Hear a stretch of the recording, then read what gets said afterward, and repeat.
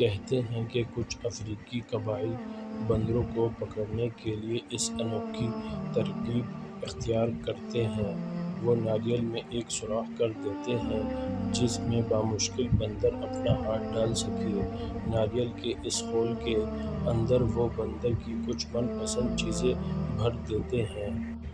بندر آتے ہیں اور اس خول میں ہاتھ ڈال کر ان چیزوں کو مٹھی میں بھر لیتے ہیں، مگر جب بھری مٹھی کے ساتھ ساتھ باہر نکالنا چاہتے ہیں تو سوراخ چھوٹا ہونے کے سبب نہیں کر پاتے۔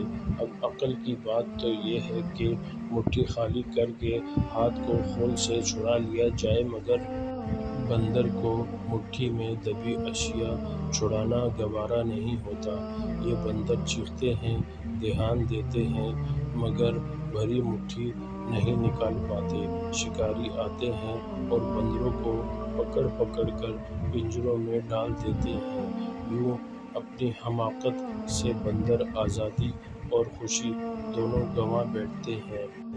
سوچیں تو ہم انسان کی اکثریت بھی ان بندروں جیسی ہی ہے، جو اپنی اپنی مٹھی میں کچھ تھامے قیدی بنے بیٹھے ہیں، چیخ رہے ہیں، چلا رہے ہیں، شکوے شکایت کر رہے ہیں، مگر مٹھی کھولنے کو تیار نہیں۔